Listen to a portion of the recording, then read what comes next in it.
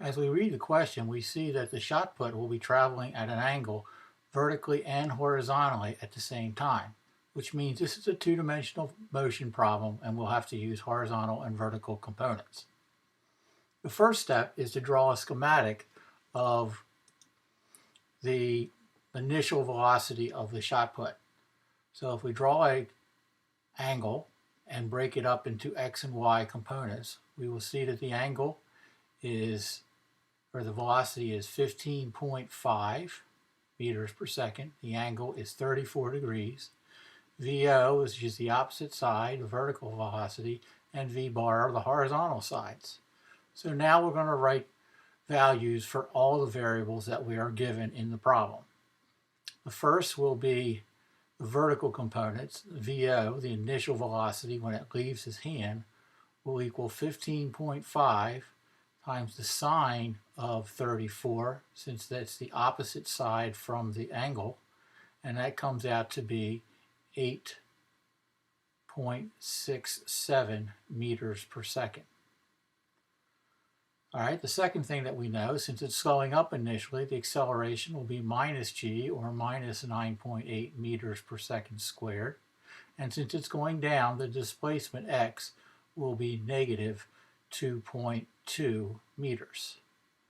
Horizontally, v bar, since it's the adjacent side of the angle, will equal 15.5 cosine of 34,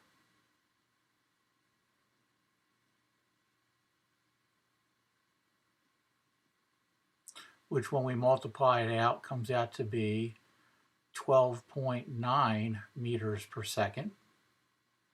And now we're ready to start. So times is the factor we're looking for. So we turn to one of our equations, x equals VOT plus 1/2 AT squared. And using the vertical information, we have negative 2.2 equals 8.67 times t, the unknown, minus 1/2 times 9.8 times t squared. And we have to solve that quadratic equation. And we can do that using quadrat, or we can use the quadratic formula, or we can graph it. But in either case, t comes out to be 2.0 seconds. Now, since time is constant horizontally and vertically, we can then take it into our horizontal equation of x equals v bar t to find the displacement. So x will equal 12.9, which we had found earlier, times the time of 2 seconds, and that comes out to be